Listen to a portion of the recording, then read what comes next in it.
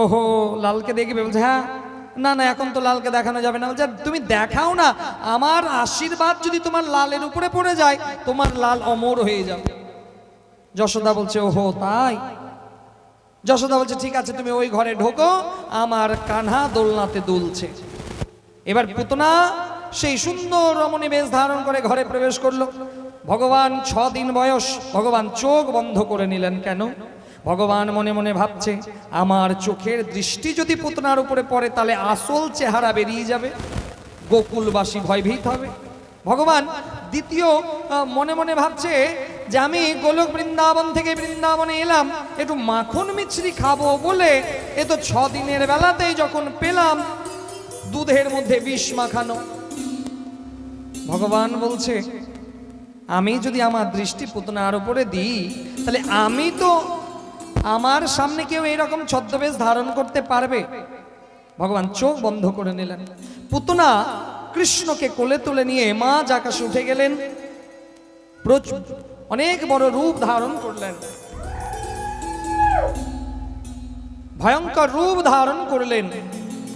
বুকের মধ্যে নিলেন, বুকের মধ্যে নিয়ে নিজের স্তন সেই কৃষ্ণের মুখে দিলেন, আর কৃষ্ণ স্তন পান করছে। পান করতে করতে গোবিন্দ মহাদেবের শরণাপন্ন হলো। হে দেবাদিদেব, সমুদ্র মন্থনে যখন হলাহল বিষ উঠেছিল, হে মহাদেব আপনি সেই হলাহলকে ধারণ করেছিলেন, আপনার আর এক নাম হয়েছিল নীলকণ্ঠ। হে মহাদেব, আজকে আমি সেই পুতনার দুধকে পান করব, দুগ্ধামৃত পান করব, আর এই বিষকে আপনি ধারণ করুন মহাদেব। মহাদেব বলছে হে গোবিন্দ, হে প্রভু, এ তো আমার পরম সৌভাগ্য।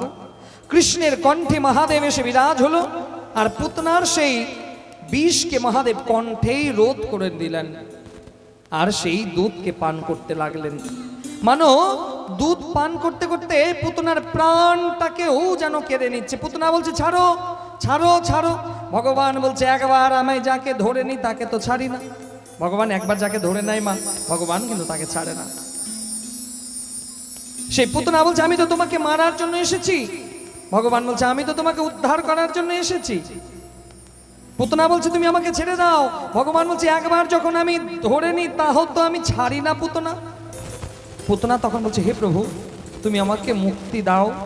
ভগবান বলছে হ্যাঁ পুতনা, আমি আমার 2 মা যশোদা আর দেবকীর যা গতি করব অনেক পরে, সেই ধাত্রী গতি আগে আমি তোমার প্রদান করব। ভগবান সেই পুতনা রাক্ষসীকে ধাত্রী গতি প্রদান করলো। আমাদের সমাজেও মা পুতনা রাক্ষসী ঘুরে বেড়ায়, চেনার ইচ্ছা আছে? হ্যাঁ ইয়া না? জানতে চান সেই পুতনা রাক্ষসীগুলোকে? তাহলে রাধে রাধে বলুন না। পুতনা কেমন করে গেছিল? নিজের রূপটাকে ঢেকে সুন্দর চাকাচাক ভাবে সেজে গেছিল তো, তাই না? আমাদের সমাজে কিছু কিছু মানুষ আছে দেখবেন, মুখে মিষ্টি কথা বলবে আর অন্তরে বিষ ভরা। আছে না এরকম অনেক মানুষ? তার বাড়িতে যদি যান দেখবেন এত মিষ্টি কথা বলবে, এত মিষ্টি কথা বলবে, কিন্তু তার ভেতরে যে বিষ ভরা।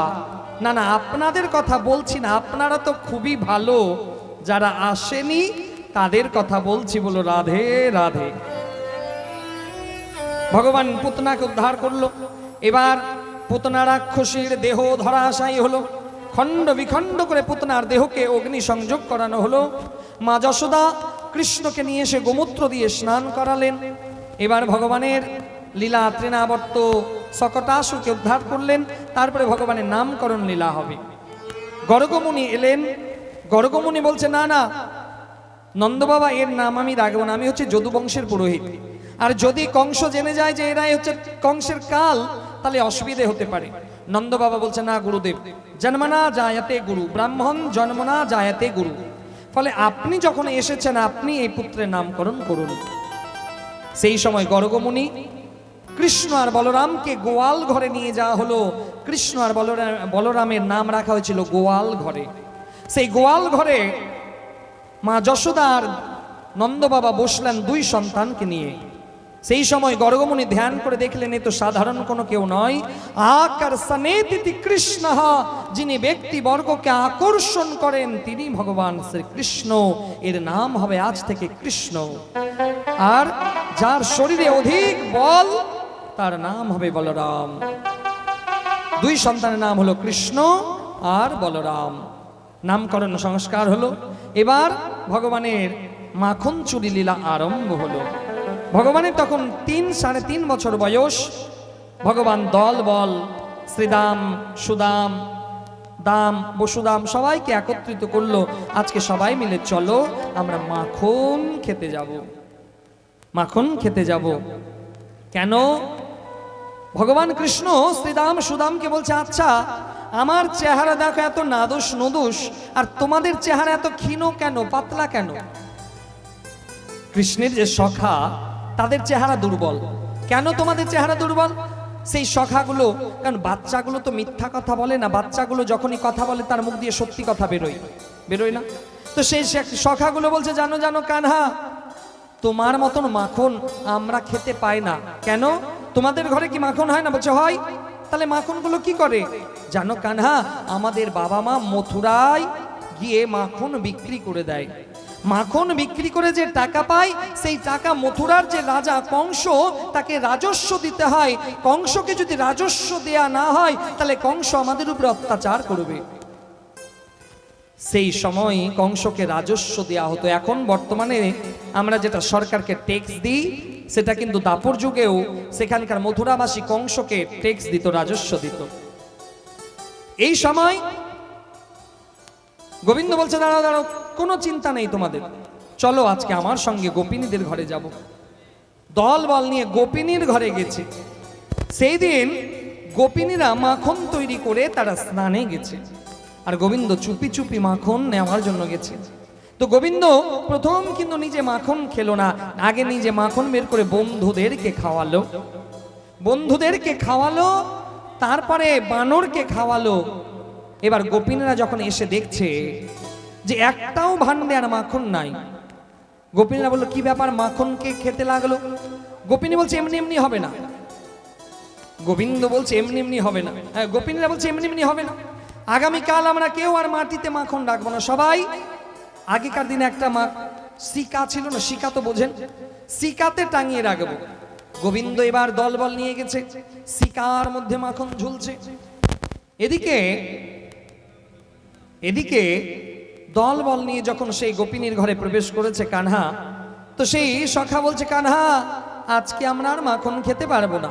কেন? দেখো দেখো, আমাদের ভয়ে গোপিনীরা শিকাতে ঝুলিয়ে রেখেছে মাখন। দাঁড়াও না, আমি যখন আছি মাখন তো খাবই।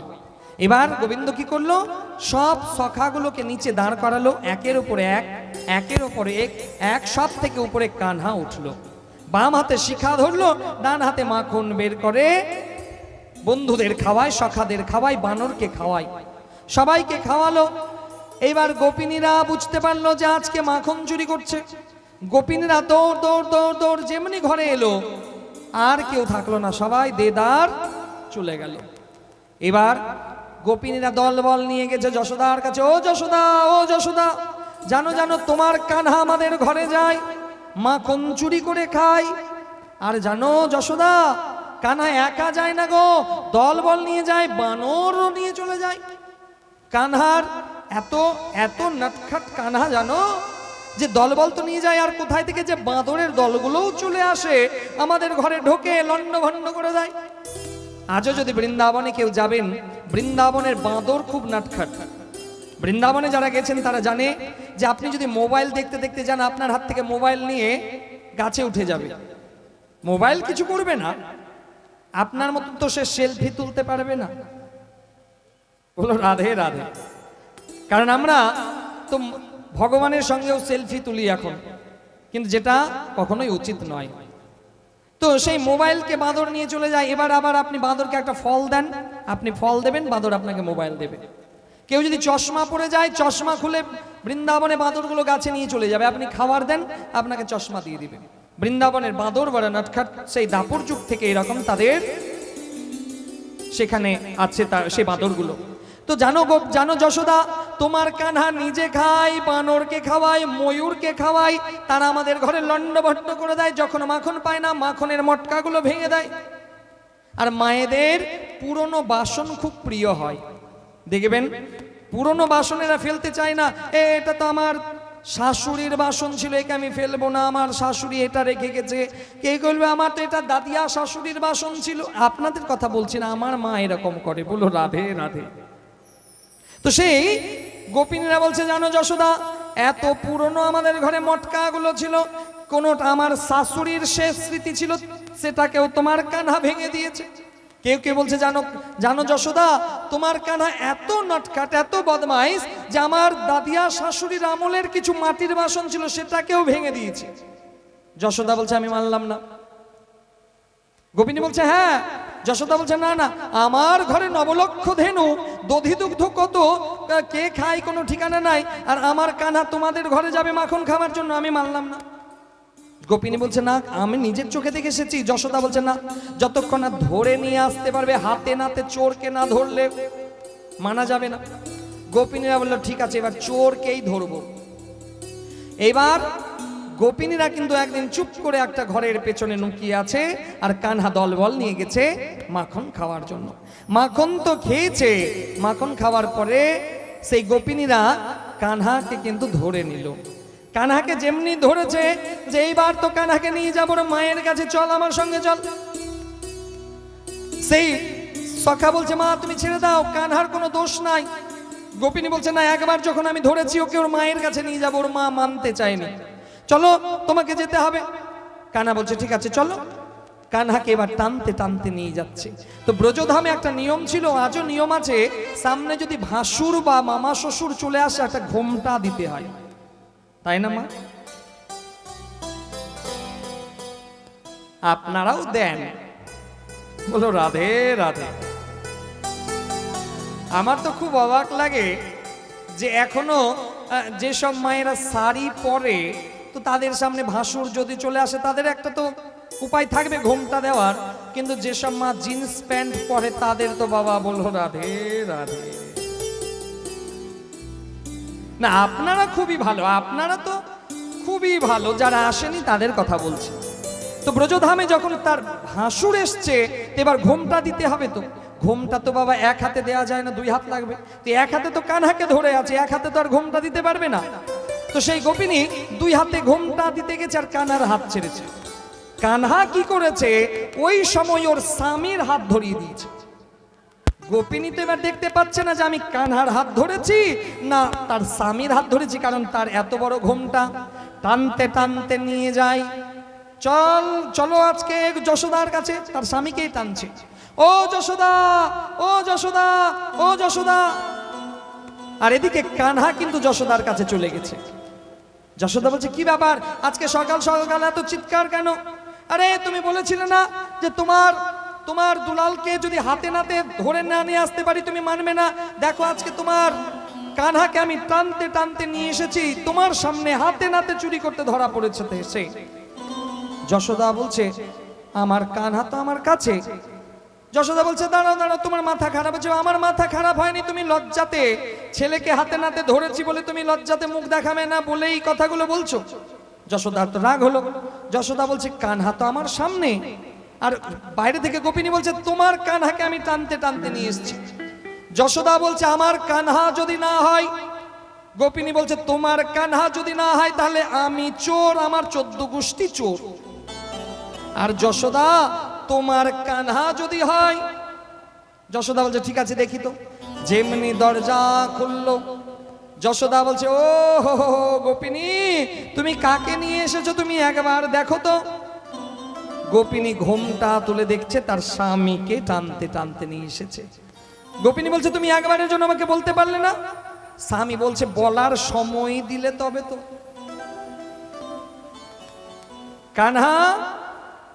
কানহা বলছে, গোপিনী আমি তো বলেছিলাম যে আমার সঙ্গে যদি লাগো তাহলে আমিও তোমাকে। বলো রাধে রাধে। কানহা গোপিনীকে বলছে, ও গোপিনী, আজকে তো তোমার স্বামীর হাত ধরালাম, আর কালকে যদি এইরকম করো এমন জনের হাত ধরাবো না তুমি বুঝতেও পারবে না। বলো রাধে রাধে। গোপিনীরা বললো এই কানহা তো ভরানাট খাট, এর সঙ্গে এমনি পারা যাবে না। গোপিনীরা যুক্তি করলো যে কানহাকে হাতে টানতে নিয়ে যাওয়া যাবে না, কারণ এ কখন যে কি করে কেউ জানে না, কানহাকে বেঁধে নিয়ে যেতে হবে। গোপিনীরা সিকাতে মাখন রাখলো, আর সেই মাখনের সে ঘন্টা ঝুলিয়ে দিল, যে মাখন নেওয়ার সময় ঘন্টা বাজবে আর গোপিনীরা চলে আসবে। এইবার গোপিনীরা দূরের মধ্যে চুপ করে বসে আছে, কানহা এক পা দুপা করতে করতে দলবল নিয়ে সেই গোপিনীর ঘরে গেছে। শ্রীদাম বলছে, ওহো কানহা, আজকে মাখন খাবো না, চলো বাড়ি। কেন? দেখো দেখো, গোপিনী মাখনের সঙ্গে ঘন্টাও ঝুলিয়ে রেখেছে, যখনই আমরা মাখন নেব ঘন্টা বাজবে আর আমরা ধরা পড়ে যাব। কানহা তুমি চলো। কানহা বলছে, দাঁড়াও না, যখন এসেছি মাখন খেয়ে যাব। কানহা কোমরে হাত দিয়ে ঘন্টার কাছে গেল। ঘন্টা ঘন্টা বলছে, বলুন মহারাজ। ঘন্টা বলছে, খবরদার, যদি তুই বেজেছিস, তুই যদি বাজলি, তোর আমি 12টা বাজাবো, তুই খবরদার বাজবি না। ঘন্টা বলছে, না মহারাজ, আমি বাজবো না। কানহা বলছে, সবাই আসো, ঘন্টা বাজবে না। সবাই দলবল নিয়ে একের উপরে এক, সব থেকে উপরে ভগবান কৃষ্ণ। সেখান থেকে মাখন নেয়, মাখন নিয়ে তার মিত্রদেরকে খাওয়াই, বন্ধুদেরকে খাওয়াই, বানরকে খাওয়াই, ঘন্টা বাজে না। এবার যেমনি কানহা সবাইকে খাওয়ানোর পরে নিজে খাবে, যেমনি নিজের মুখে নিয়েছে, ঘন্টা টং টং করে বাজতে লেগেছে। ঘন্টা যখন বেজেছে মাত্র, নিচে যারা গোল করে দাঁড়িয়েছিল তারা আর কেউ থাকবে? তারা কেউ নাই, সবাই দেদার ছুট। কিন্তু কানহা শিকা ধরে ঝুলছে। গোপিনী বলছে, আয় আয় আয়, এইবার ধর। গোপিনীরা দলবল নিয়ে এলো, এবার তো কানহাকে ধরবই। কানহা বলছে, গোপিনী আমাকে পরে ধরবে, আমাকে এখান থেকে তো আগে নামাও। গোপিনী বলছে, দেখ, কানহার চোখের দিকে তাকাবি না, কারণ কানহার চোখে জাদু আছে, ওর চোখের দিকে একবার যে তাকিয়েছে ওর প্রেমে পড়েছে। গোপিনীকে বললো, একবার ওর চোখের দিকে কেউ তোমরা তাকাবে না। গোপিনী বললো, হ্যাঁ তাকাবো না। সবাই মাথা নিচু করে এলো, কানহাকে ধরলো, নামালো। এইবার কানহাকে বাঁধবো, দাঁড়াও দাঁড়াও, বাঁধবে পরে, আমি একটু ওই ঘন্টার বিচারটা করে আসি। আবার কোমরে হাত দিয়ে কানহা ঘন্টাকে, যাই ঘন্টা, আমি যে তোকে বাঁচতে বারণ করেছিলাম, তুই বাজলি কেন? ঘন্টা বলছে, প্রভু আপনি যখন আপনার মিত্রকে খাইয়েছেন আমি বেজেছি। বলছে, না। প্রভু আপনি যখন আপনার বানরকে খাইয়েছেন আমি বেজেছি। বলছে, না। আপনি যখন ময়ূরকে খাইয়েছেন আমি বেজেছি। বলছে, না। যে তাহলে আমি খেলাম তো তুই বাজলি কেন? ঘন্টা হাত জোড় করে বলছে, হে প্রভু, আপনি তো বলেছেন যে আপনার যখন ভোগ লাগানো হয় ঘন্টা না বাজলে যে আপনি ভোগ গ্রহণ করেন না প্রভু। আর আপনি যখন ভোগ গ্রহণ করছেন প্রভু, আমি কি দাঁড়িয়ে থাকতে পারি প্রভু? তাই তো আমি বেজেছি। এই জন্য যখন গোবিন্দের ভোগ লাগানো হয় ঘন্টা না বাজলে গোবিন্দ ভোগ গ্রহণ করে না। তা বলছে, আচ্ছা আচ্ছা ঠিক আছে, মানলাম। এবার গোপিনী বলছে, এবার কানহাকে দড়ি দিয়ে বাঁধতে হবে। দড়ি নিয়ে এলো, গোল পাক ঘোরে একটা গিট দেয়, আর গোবিন্দ কানহা গিট খুলে দেয়, বাঁধতে আর পারে না। কানহা বলছে, দাঁড়াও দাঁড়াও দাঁড়াও, তোমাদেরকে তো দেখছি তোমরা বাঁধতেও জানো না, এরকম কেউ বাঁধে? বাঁধার জন্য গুরু ধরতে হয়, কেমন করে গিট দিতে হবে, গুরু যদি না ধরো তাহলে বাঁধতে শিখবে না। কানহা বলছে, আজকের গুরু আমি তোমাদের হব, আজকের গুরু আমি তোমাদের হব। সেই সময় কানহা বলছে, দাঁড়াও দাঁড়াও, এই রকম করে বাঁধা যায় না। গোপিনী এক জায়গায় দাঁড়ালো, সবাই এক জায়গায় দাঁড়ালো। এবার দড়ি নিয়ে এলো, দড়ি নিয়ে এসে কানহা একবার প্রদক্ষিণ করে একটা গিট দিল, দ্বিতীয়বার প্রদক্ষিণ করে আবার দ্বিতীয় গিট দিল, তৃতীয়বার প্রদক্ষিণ করে গিট দিল, গোপিনীদেরকে বেঁধে দিল। গোপিনী বলছে, দাঁড়াও দাঁড়াও কানহা, এবার আমরা বাঁধতে শিখে গেছি, এবার খুলে দাও, তোমাকে বাঁধবো। কানহা বলছে, ইস কি যে বলো গোপিনী, একবার যখন তোমাকে বেঁধেছি খুলবো তো না। ভগবান সেই গোপিনীদেরকে বেঁধে ঘরে চলে এলেন। এইরকম করে বৃন্দাবনের গোকুলের যে লীলা, সেই লীলাগুলো অনেক সুন্দর সুন্দর লীলা আছে। আজকে আমরা বৃন্দাবনে গিয়ে কথাকে বিরাম দেব। তো গোকুলে এবার বড় উৎপাত হতে লাগলো, গোকুলে উৎপাত হতে লাগলো। এবার নন্দ উপানন্দ পরামর্শ করলো যে আমরা বৃন্দাবনে যাব। মা যাবেন তো বৃন্দাবনে? হ্যাঁ ইয়া না? তাহলে কি বলতে হবে? বৃন্দাবনে যেতে গেলে কি বলতে হয়? কারণ বৃন্দাবনে যেতে গেলে হ্যালো হাই বাই কেউ বলে না, একটাই বলে রাধে রাধে। আমি তো ব্যাসপীঠ থেকে বলবো মা, যে ওই হাই হ্যালো বলা ছাড়ুন। কারণ আমাদের প্রত্যেকের কাছে মোবাইল ফোন আছে, যখন কেউ ফোন করবে সবাইকে রাধে রাধে বলুন। এতে কি হবে? আপনার মুখ দিয়েও রাধে নাম উচ্চারণ হবে, আর যে শুনছে সে যদি পাপী মানুষও হয়, সেই রাধে নাম শুনে তারও উদ্ধার হয়ে যাবে। আর একটা লাভ হবে, কোনো মানুষ রেগে গিয়ে যদি আপনাকে ফোন করে আর ওই সময় যদি বলেন রাধে রাধে, তার রাগও ঠান্ডা হয়ে যাবে। এই জন্য দুটো লাভ হবে। এই জন্য ওই হাই হ্যালো ছাড়ুন, রাধে রাধে বলুন। রাধে রাধে কিন্তু বলতে হবে। তো বৃন্দাবনে আমরা এবার সবাই বৃন্দাবনের পথে যাব। তো নন্দ উপানন্দ পরামর্শ নিল যে আমরা গোকুলে আর থাকবো না, গোকুলে বড় উৎপাত। এবার মা যশোদা কানহাকে সাজালো, হলুদ ধুতি পরালো, উত্তরীয় দিল, পায়ে নুপুর, কোমর বন্ধনী, সেই কোমর বন্ধনীতে বাঁশি গোজা। এবার খালি পায়ে বৃন্দাবনের পথে চলতে লাগলো। নবলক্ষ ধেনু সেই গোকুলবাসী সবাই বৃন্দাবনে যাচ্ছে, তামরাও মা বৃন্দাবনে যাব। তো বৃন্দাবনে বসে বসে যাওয়া যাবে না, একটু দাঁড়াতে হবে। যাদের কোমরে ব্যথা হয়েছে তাদের দাঁড়ানো দরকার নেই, তারা বসে থাকুন। যারা বৃন্দাবনে যাবেন দুই হাত তুলে নাচতে নাচতে তারাই দাঁড়ান। কারণ কিছু কিছু শ্রোতা এত চালাক বলছে এই ফাঁকে একটু কোমরটাকে ঝেড়ে নি, বলো রাধে রাধে। আসুন আমরা সবাই মিলে বৃন্দাবনের পথে যাই। বলে বৃন্দাবন ধাম কি, বলে বৃন্দাবন ধাম কি, বলে বৃন্দাবন ধাম কি, রাধা রানী কি, রাধা রানী কি।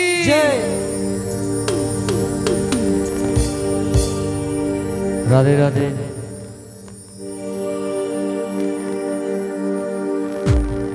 राधे राधे जपा करो, कृष्ण नाम रस पिया करो। राधे राधे जपा करो,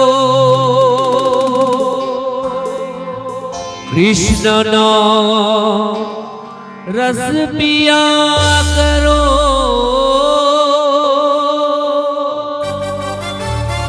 राधे राधे जपा करो,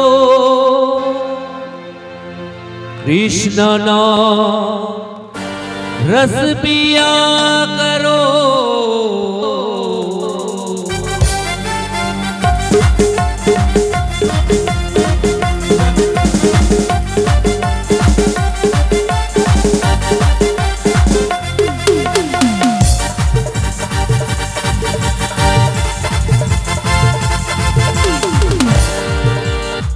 राधे राधे जपा करो, राधे राधे जपा करो, कृष्ण नाम रस पिया करो। राधे राधे जपा करो, राम रस पिया करो। राधे राधे जपा करो, कृष्ण नाम रस पिया करो। राधे राधे जपा करो, कृष्ण नाम रस पिया करो। राधे राधे जपा करो, कृष्ण नाम रस पिया करो। राधे राधे जपा करो, राधे राधे जपा करो, कृष्ण नाम रस पिया करो। राधे राधे जपा करो, कृष्ण नाम रस पिया करो।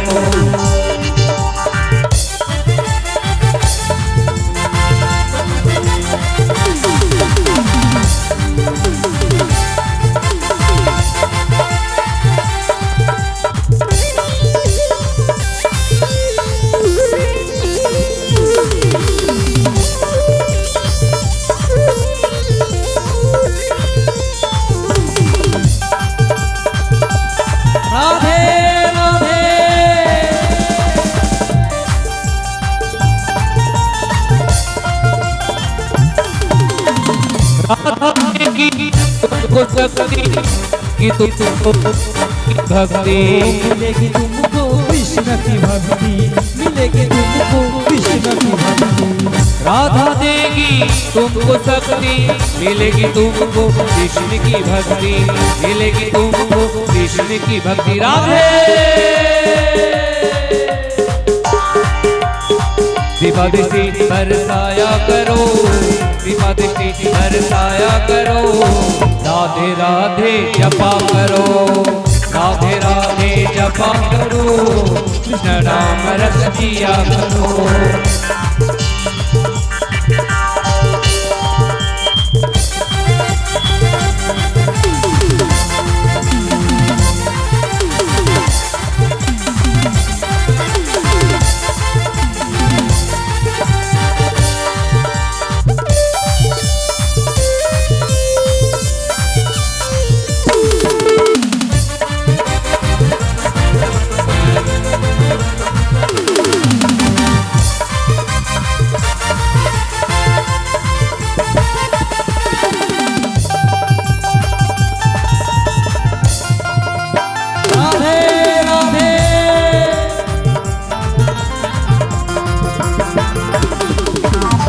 राधा रानी है महारानी, महिमा उनकी सब जग जानी, महिमा उनकी सब जग जानी, महिमा उनकी सब जग जानी।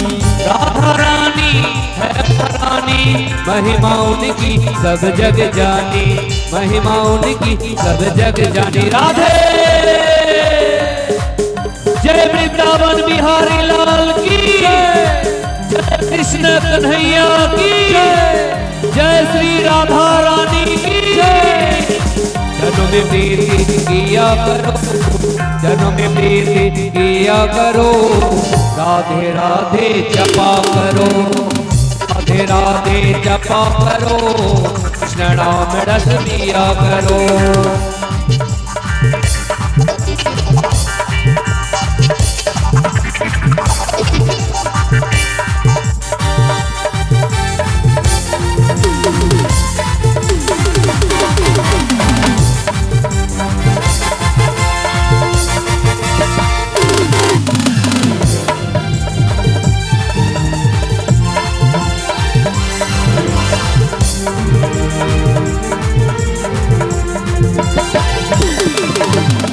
भोली भाली सीधी सादी वो है सबसे प्यारी प्यारी, वो है सबसे प्यारी प्यारी, वो है सबसे प्यारी प्यारी।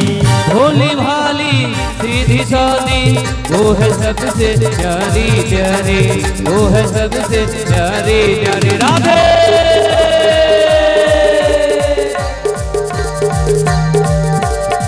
चरणों में शीश झुकाया करो, चरणों में शीश झुकाया करो, राधे राधे जपा करो, राधे राधे जपा करो, कृष्ण नाम रस पिया करो। राधे राधे जपा करो, कृष्ण नाम रस पिया करो, राधे राधे जपा करो, कृष्ण नाम रस पिया करो।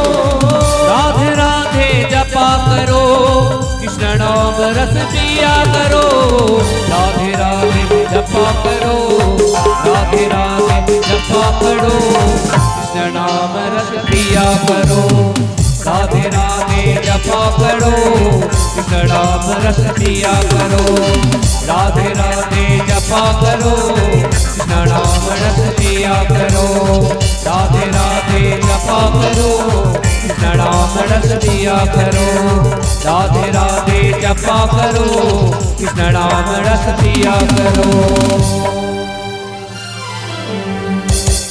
बोलो राधे राधे। এত আস্তে বললে হবে? বৃন্দাবনে এসে জোরে বলতে হবে রাধে রাধে। তো মনে হচ্ছে না ভাই একটু তাড়াতাড়ি বৃন্দাবনে চলে এলাম? মনে হচ্ছে না একটু তাড়াতাড়ি চলে এলাম?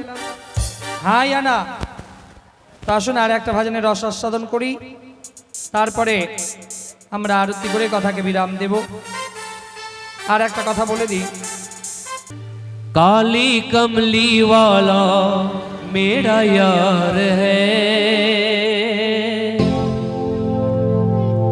काली कमली वाला मेरा यार है, मेरे मन का मोहन तू दिलदार है, तू मेरा यार है,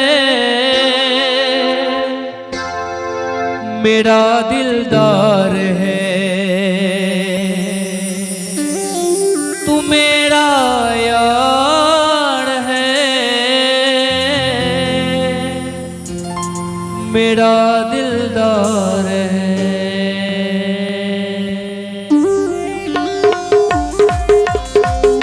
राधे राधे।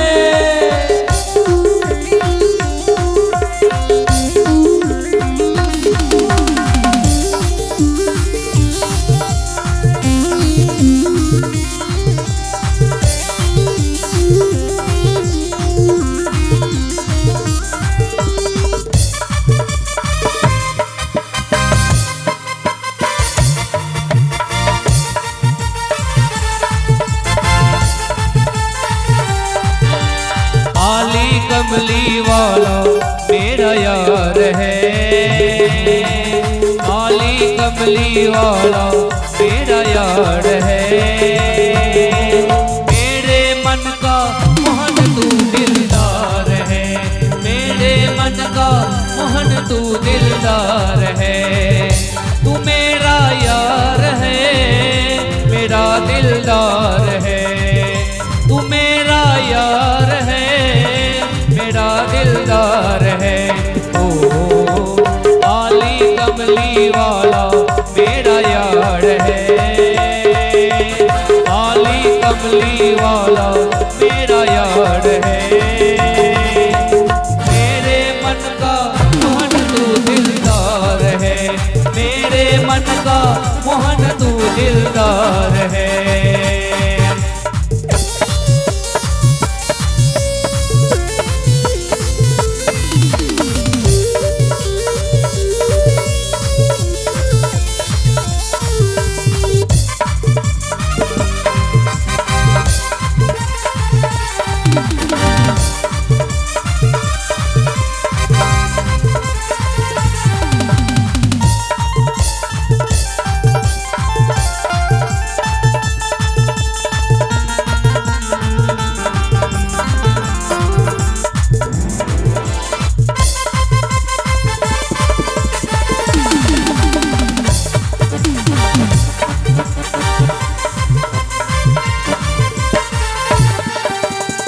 मनमोहन में तेरा दीवाना, गाओ बस अब यही तराना।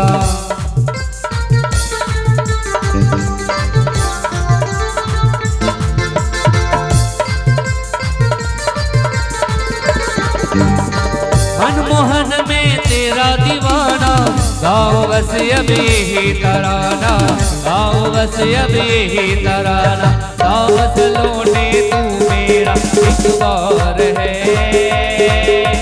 दावत लौटे तू मेरा एक बार है।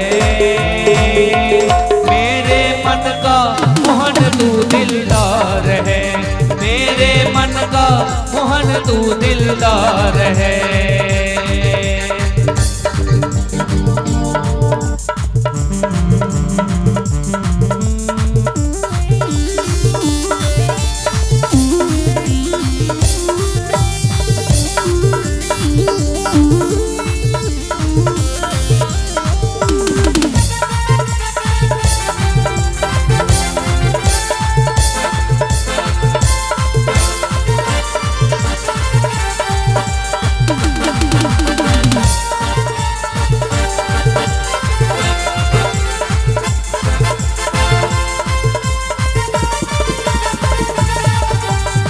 तू मेरा मैं तेरा प्यारे, ये जीवन अब तेरे सहारे।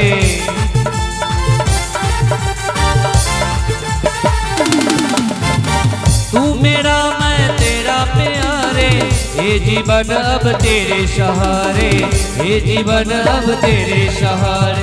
नाम सलोने तू मेरा एक बार है,